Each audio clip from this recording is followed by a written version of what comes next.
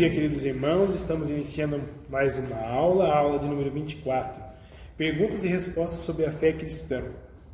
Que Deus esteja nos abençoando, dando discernimento, o Espírito Santo, para nos compreender mais essa aula de hoje.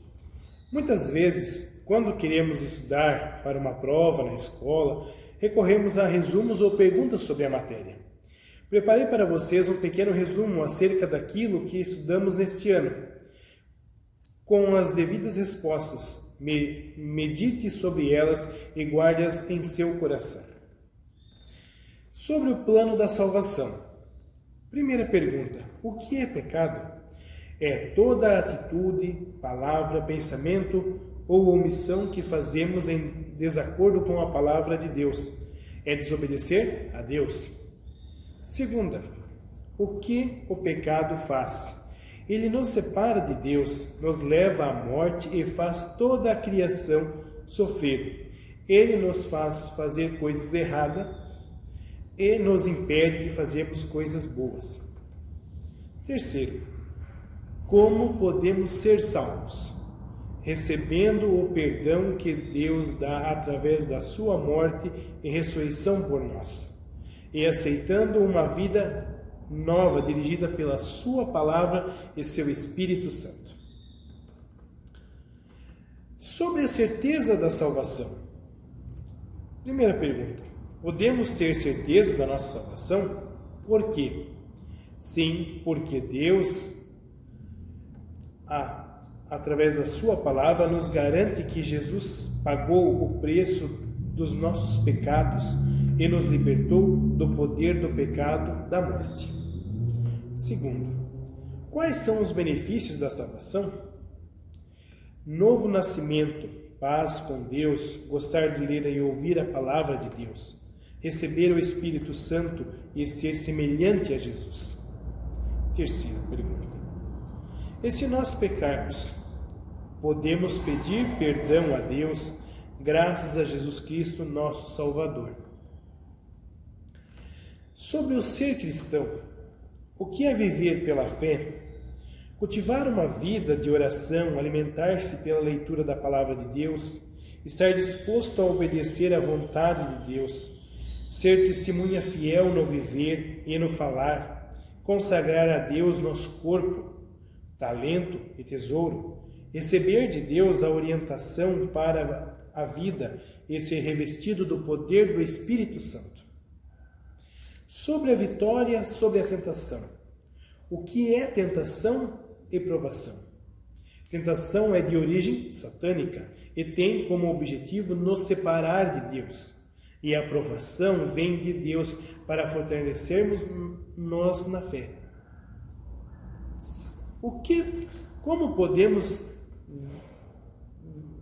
Como pode vir a tentação? Pelo diabo, pelo mundo ou pela nossa natureza pecaminosa, a carne. Como posso ter vitória sobre a tentação? Orando, vigiando, louvando, obedecendo, tendo comunhão com os outros e nos alimentando da leitura da Bíblia. Como é a armadura de Deus? Capacete da salvação, escudo da fé, couraça da justiça, cinto da verdade, espada do Espírito e os pés calçados na preparação do Evangelho da paz. Sobre a reforma luterana. Primeiro, como surgiu a Igreja Luterana? No século XV, através do padre Martim Lutero, que escreveu as 95 teses sobre as indulgências. Ele foi excomungado e os seus seguidores foram chamados de luteranos ou protestantes. Segundo, o que são as indulgências? Eram penitências pagas em dinheiro, garantindo o perdão dos pecados. Terceiro, por que Lutero era contra?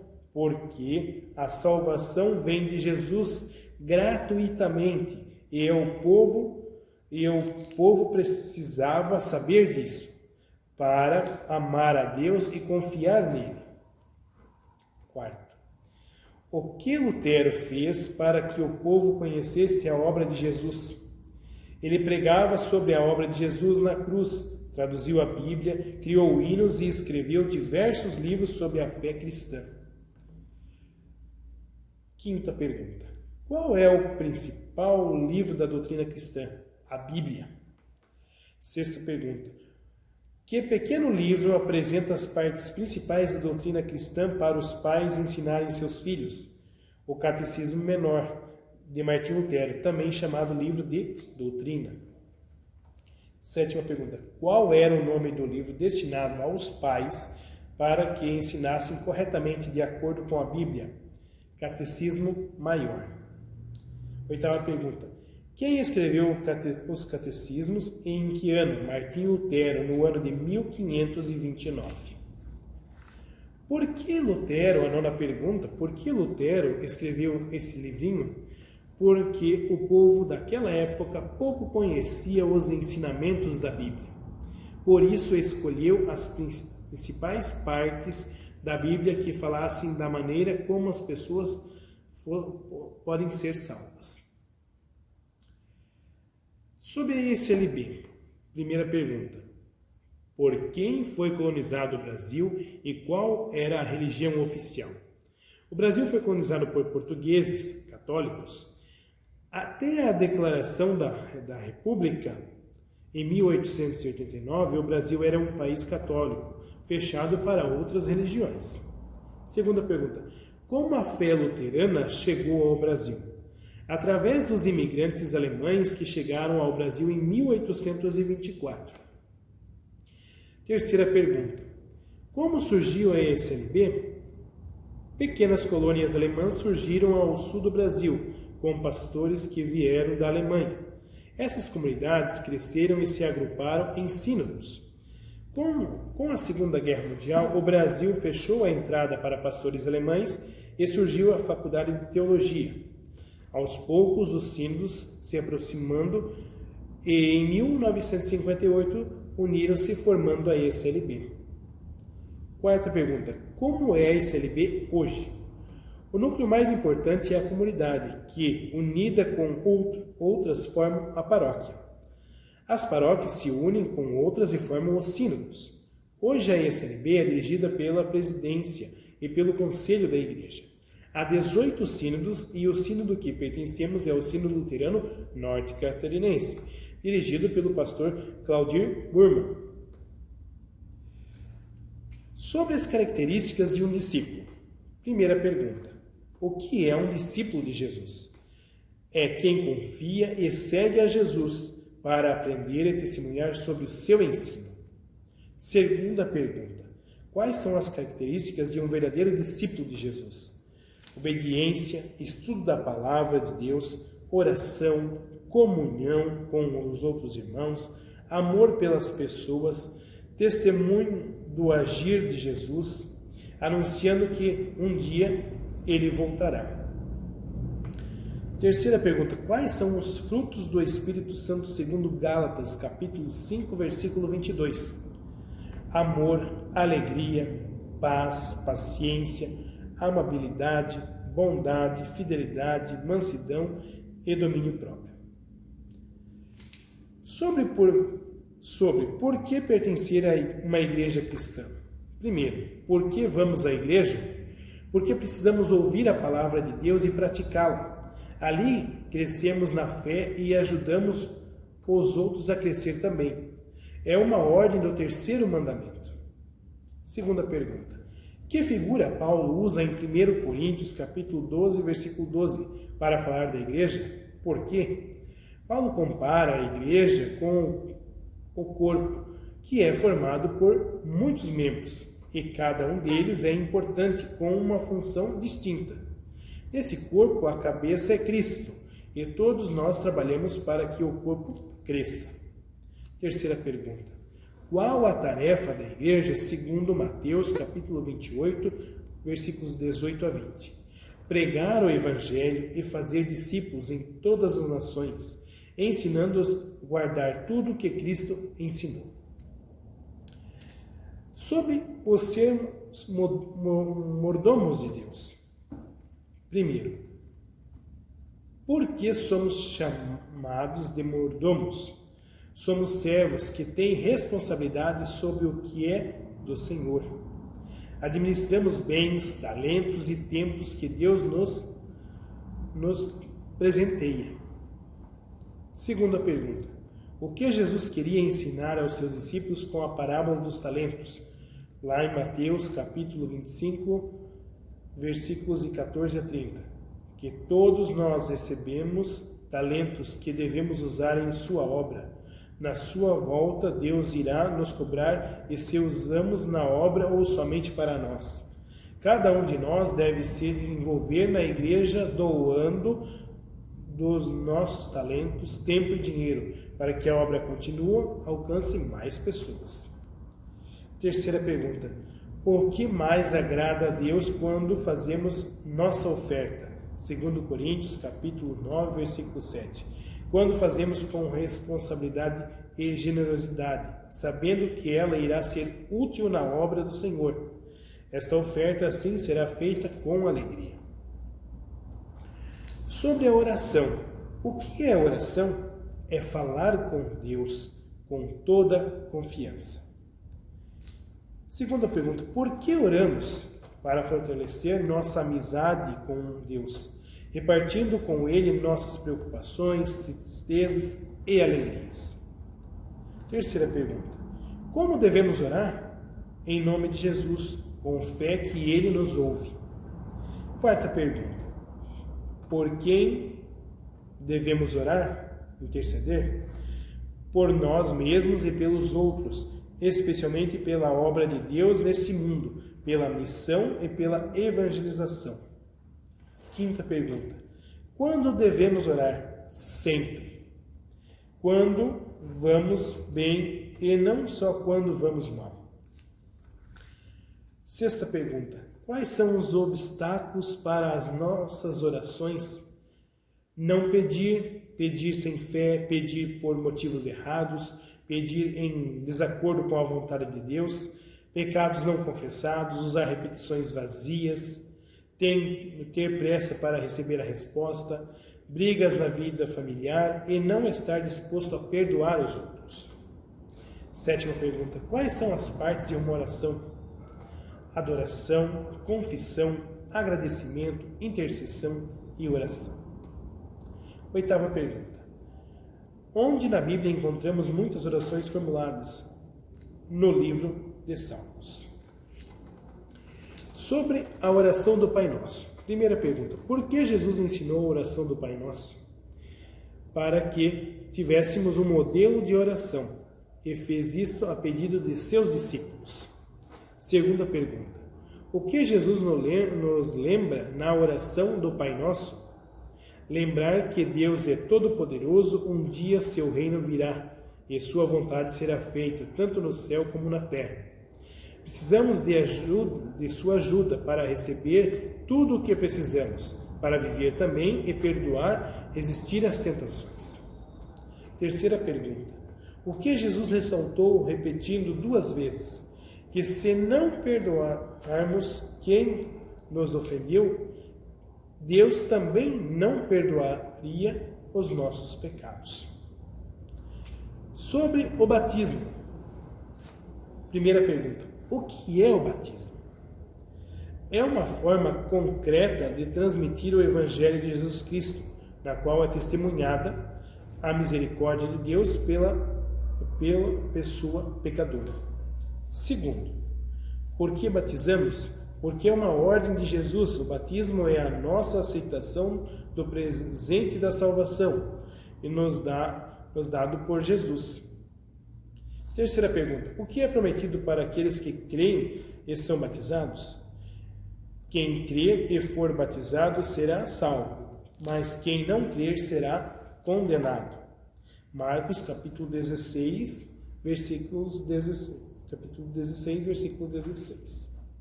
Quarta pergunta. O que é um sacramento? É uma celebração que fazemos na igreja em conformidade com a ordem de Jesus, que traz promessas da salvação, através da obra de Jesus. Eles nos lembram que A nossa salvação vem através de Cristo, que morreu e ressuscitou por nós. Quinta pergunta: por que batizamos crianças? Seguimos a tradição antiga de entregar nossos filhos à proteção de Deus, porque cremos que o batismo é graça e não merecimento. Sexta pergunta: quais são os deveres dos pais e dos padrinhos? Ensinar a criança e levá-la à igreja, para que cresça conhecendo a palavra e mais tarde testemunhe seu amor a Deus, confirmando sua fé. Sétima pergunta: que consequências deve ter o batismo na nossa vida? Devemos viver uma vida sob orientação de Deus, pois assim, quando fomos batizados, fomos enterrados com Ele por termos morrido junto com Ele. E isso para que, como cristão, foi ressuscitado pelo poder glorioso do Pai. Assim também vivamos uma vida nova. Romanos capítulo 6, versículo 4. Perguntas sobre a Santa Ceia. Primeira pergunta: o que é a Santa Ceia? É a pregação do Evangelho de Jesus Cristo em forma de pão e vinho. Segunda pergunta: para que serve a Santa Ceia? Para que nós lembremos fortemente de Jesus Cristo, de sua morte na cruz e pelo perdão dos nossos pecados. Terceira pergunta: quantas vezes por ano podemos tomar a Santa Ceia? Sempre que ela for oferecida a nós estivermos dispostos a aprofundar nossa comunhão com Ele e recebendo o perdão, sua paz e a bênção de Deus para fazer a sua vontade em nossas vidas. Perguntas sobre o credo apostólico. Primeira pergunta: o que significa a palavra credo? Credo é o resumo daquilo que os cristãos creem a respeito do seu Senhor e Deus. Segunda pergunta: como é dividido o credo apostólico? Em 3 partes, chamados artigos, porque cremos que em um Deus que se apresenta de 3 maneiras diferentes, como Deus Pai, como Deus Filho e como Deus Espírito Santo. Terceira pergunta: que obra é atribuída a Deus Pai? A criação. Quarta pergunta: que obra é atribuída a Deus Filho ou Jesus Cristo? A redenção ou a justificação? Quinta pergunta: o que é a obra atribuída a Deus Espírito Santo? A santificação e a fé. Perguntas sobre o primeiro artigo. Primeira pergunta: de quem trata o primeiro artigo do credo apostólico? Trata de Deus, o Pai e o Criador. Segunda pergunta: o que significa a palavra crer? Significa confiar em Deus. Terceira pergunta: algumas qualidades de Deus. Deus é eterno, onipresente, presente em toda parte, onisciente, sabe tudo. Ele é diferente do que nós, homens santos. Ele é misericordioso, bondoso.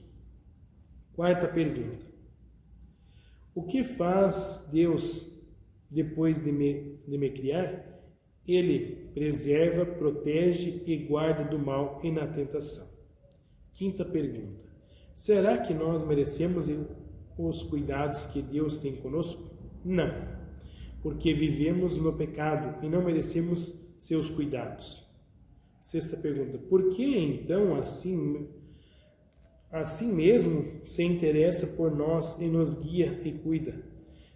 Responda com palavras do primeiro artigo: e faz tudo isso unicamente por ser meu Deus e Pai bondoso e misericordioso, sem que eu mereça ou seja digno. Sétima pergunta: o que nós podemos fazer em troca a Deus pela sua bondade?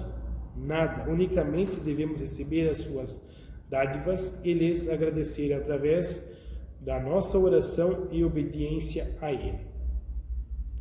Pergunta sobre o segundo artigo. Primeira pergunta: de que pessoa trata o segundo artigo do credo apostólico?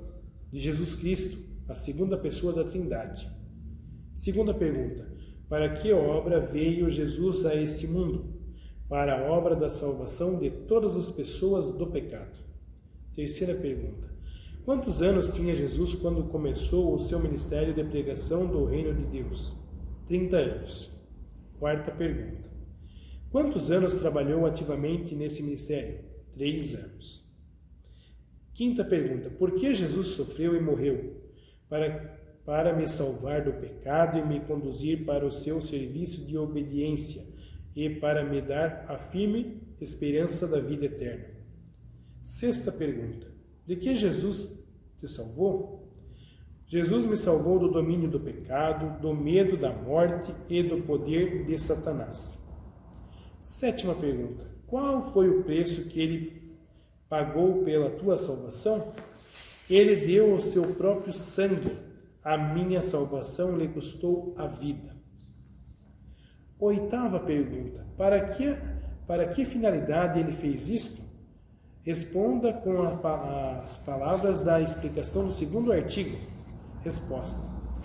Fez isto para que eu lhe pertença, seja obediente e ele em seu reino lhe sirva em eterna justiça, inocência e finalidade. Nona pergunta. O que nos prova a ressurreição de Jesus? Nos prova que também nós ressuscitaremos dos mortos. Décima pergunta. O que o pecado provoca entre Deus e os homens? O pecado provoca a separação dos homens de Deus. 11ª pergunta. Deus quer que todo mundo seja salvo e chegue ao plano de conhecimento da verdade. Quem é uma pessoa perdida? É uma pessoa que não se deixa usar por Deus, que é desobediente a Ele e que não se interessa por sua palavra. 12ª pergunta. Você poderá dizer um versículo da Bíblia que resume o que diz o segundo artigo? Romanos capítulo 14, versículos de 8 a 9. Se vivemos para o Senhor, vivemos. Se morremos para o Senhor, morremos. Quer, pois, vivamos ou morramos, somos do Senhor. Foi precisamente para esse fim que Cristo morreu e ressurgiu, para ser Senhor tanto de mortos como de vivos. Pergunta sobre o terceiro artigo. Primeira pergunta. De qual pessoa da Trindade fala o terceiro artigo? De Deus Espírito Santo. Segunda pergunta. O que o Espírito Santo quer efetuar em nossa vida? A santificação através da fé no Salvador Jesus Cristo. Terceira pergunta. Diga com palavras da explicação do terceiro artigo por que motivo não pode ser santo por ti mesmo. Responda, creio que, por minha própria inteligência ou capacidade, não posso crer em Jesus Cristo, meu Senhor, nem chegar a Ele. Mas o Espírito Santo me chamou pelo Evangelho, iluminou com seus dons, santificou e conservou na verdadeira fé. Quarta pergunta. Por meio do que o Espírito Santo nos torna santos? Por meio do Evangelho. Quinta pergunta. O que nos traz a salvação e a vida eterna?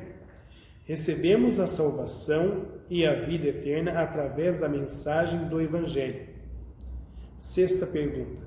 Se uma pessoa não é salva, não tem certeza da salvação, quem é que tem culpa nisso?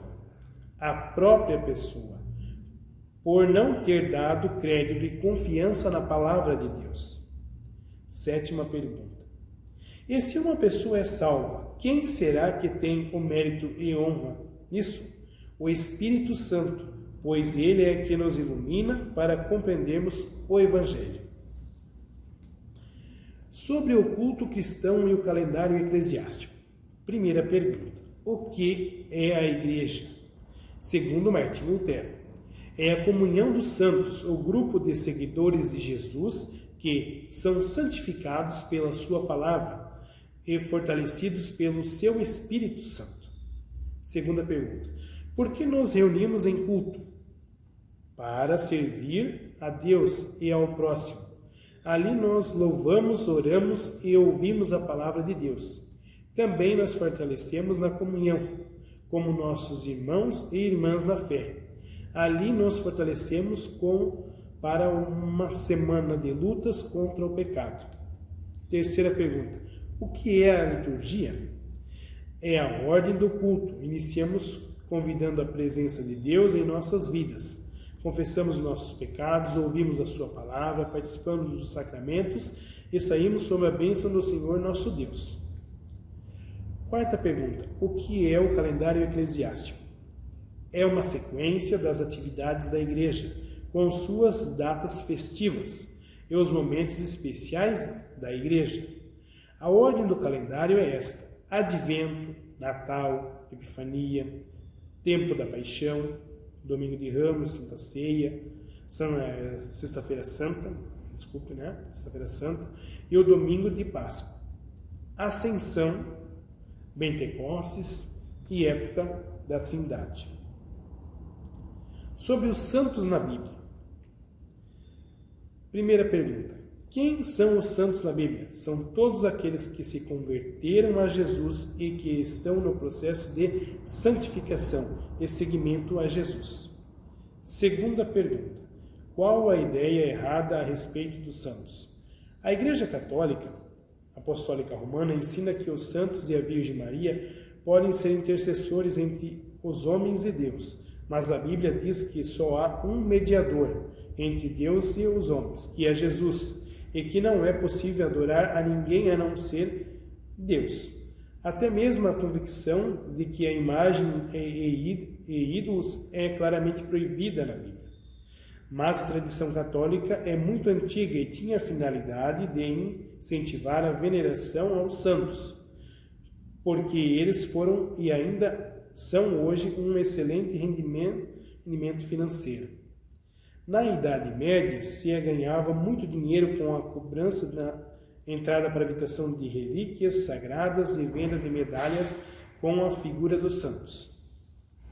Terceira pergunta: o que significa buscar a santidade de Deus para a nossa vida?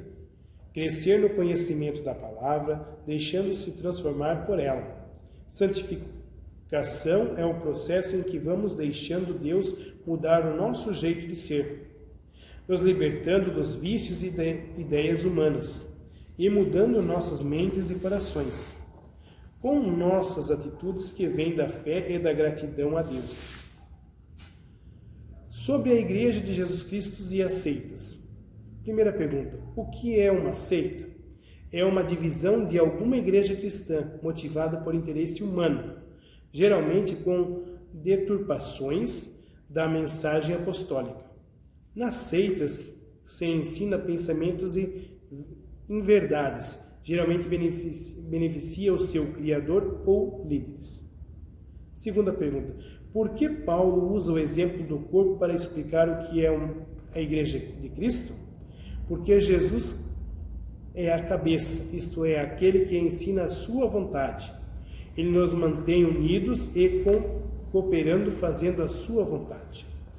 Terceira pergunta: quais são os sinais que podemos identificar a igreja que segue o exemplo bíblico e não é uma seita? Quando se fala em Jesus, mas ele não é Deus, como os testemunhas de Jeová falam, ou quando se tem de completar a obra da salvação de Cristo com tradições humanas, como guardar o sábado e não o domingo, ou fazer doações de dinheiro para provar a fé, quando vemos que o estilo de vida das pessoas e da liderança são diferentes do ensino da palavra, como, por exemplo, luxo, amor ao dinheiro e etc. Sobre a superstição. Primeira pergunta: o que é superstição? É quando colocamos nossa confiança em amuletos ou simpatias, esquecendo-se que devemos temer e amar somente a Deus. Segunda pergunta: que obras podem ser consideradas supersticiosas? Olhar horóscopo, procurar cartomante, quiromante para saber o futuro, usar amuletos, figas, pé de coelho, fitinhas do Senhor do Bonfim, etc. Ir a lugares onde se consultam espíritos de mortos, etc. Enfim, de colocar nossa confiança em qualquer coisa criada e não no Criador, que prometeu nos proteger e cuidar de todo o mal. Terceira pergunta: por que Deus não quer que confiemos no que dizem as benzedeiras, ciganas e profetas de outros deuses? Porque eles enganam e afastam as pessoas do caminho de Deus. Elas mantêm porque não podem conhecer o futuro. Só Deus o sabe. Elas estão a serviço de poderes espirituais do mal. Deus abomina, isto é, ter nojo e não quer comunhão com quem faz essas coisas. Sobre a Trindade e o Espírito Santo. Primeira pergunta: o que é a Trindade? É o Trino Deus que se apresenta na Bíblia como o nosso único Deus. É Deus, o Pai, Criador e mantenedor da vida, o Filho, Salvador e o Senhor sobre todas as coisas, e o Espírito Santo, como Consolador e Criador da fé nos corações e mentes. É um único Deus em três formas diferentes, com missões diferentes, mas que atuam juntos e cooperando entre si. Segunda pergunta: o que são os dons espirituais? São qualidades que recebemos de Deus para servi-lo na sua obra. Deus distribui qualidades entre as pessoas que trabalham em forma de cooperação e igualdade. Terceira pergunta: qual deve ser nossa atitude em relação ao Espírito Santo? Recebê-lo e deixar-se guiar por ele, e nunca entristecê-lo através das nossas atitudes e palavras. Queridos confirmandos, eu espero que a leitura dessas perguntas e respostas possa ter aguçado a memória, trazendo um breve resumo de nossa fé cristã, despertando a vontade de ler e reler e guardar no coração essas preciosas lições que aprendemos este ano. Que Deus os abençoe. Amém.